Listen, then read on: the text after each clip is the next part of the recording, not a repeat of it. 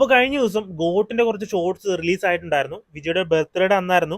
അപ്പോൾ കുറച്ച് YouTube കമന്റ്സിലും WhatsApp ഗ്രൂപ്പിലും ഒക്കെ വന്നൊരു കാര്യമാണ് ഇത് ജെമിനി മാൻ റീമേക്ക് ആണ്, അതൊക്കെ പോലെയാണ് തോന്നുന്നത് എന്നൊക്കെ. അപ്പൊ തന്നെ ഗൂഗിൾ ചെയ്ത് നോക്കി പടം ആരുടെ ആണ് എന്താണെന്നൊക്കെ. 2019 പുറത്തിറങ്ങിയ ആക്ഷൻ സൈഫൈ ചിത്രമാണ്. വിൽ സ്മിത്ത് ആണ് നായകൻ. ജെമിനി മാൻ റീമേക്ക് ആണെന്ന് പറഞ്ഞ കമന്റ്സിന്റെ താഴെയായിട്ട് തന്നെ കുറെ പേര് പറയുന്നുണ്ടായിരുന്നു വെങ്കട് പ്രഭു പറഞ്ഞിട്ടുണ്ട് അതിന്റെ റീമേക്ക് അല്ല എന്ന്. എന്തായാലും പടം കണ്ടു നോക്കി. ഈ ഒരു വീഡിയോയിൽ ജെമിനി മാൻ റീമേക്ക് ആണോ ഗോട്ട് അല്ലെങ്കിൽ വേറെ എന്തായിരിക്കും കണക്ഷൻ എന്നാണ് നോക്കുന്നത്. എന്തായാലും കണക്ഷൻ കാണും. അപ്പോ നേരെ പോയേക്കാം.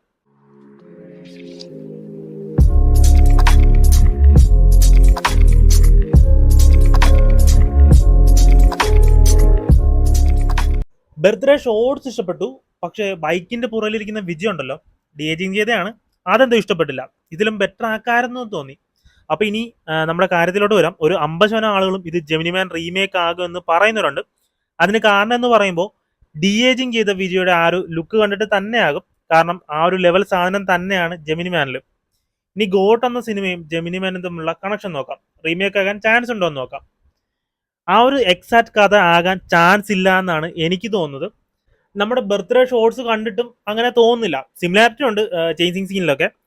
ഇനി നേരിട്ടുള്ള കണക്ഷൻ എന്തായിരിക്കും വരാൻ പോകുന്നത് എന്നാണ് നോക്കുന്നത്. മേ ബി ജെമിനി മാനിലെ എക്സാക്ട് സെയിം പ്രോസസ് തന്നെയാണ് ഗോഡിലും ഉണ്ടാകാൻ ചാൻസ് ഉള്ളത്.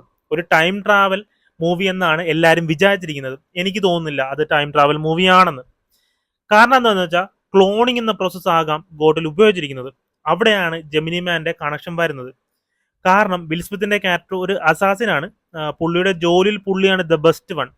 പക്ഷെ വില്ലൻ എന്താ ചെയ്യുന്നതെന്ന് വെച്ചാൽ പുള്ളിയുടെ DNA വെച്ച് തന്നെ അയാളെ തന്നെ റീക്രിയേറ്റ് ചെയ്യും. എന്ന് വെച്ചാൽ പുള്ളിയുടെ സെയിം പവർ, സെയിം ഫിസിക് എല്ലാം അങ്ങനെയൊക്കെ തന്നെ. ശരിക്കും വിൽ സ്മിത്തിന്റെ ക്യാരക്ടർ മരിച്ചാലും അതുപോലെ ബെസ്റ്റ് അസാസിനെ തന്നെ നമുക്ക് കിട്ടും.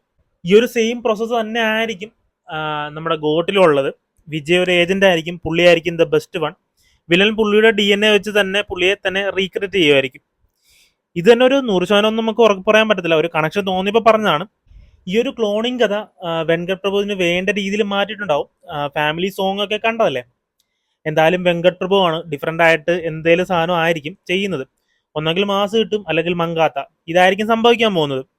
നിങ്ങൾക്ക് എന്താണ് തോന്നുന്നത്? ഒന്ന് കമന്റ് ചെയ്തേക്കും. വീഡിയോ ഇഷ്ടപ്പെട്ടെങ്കിൽ ലൈക്ക് ചെയ്യുക, ഷെയർ ചെയ്യുക. Meow.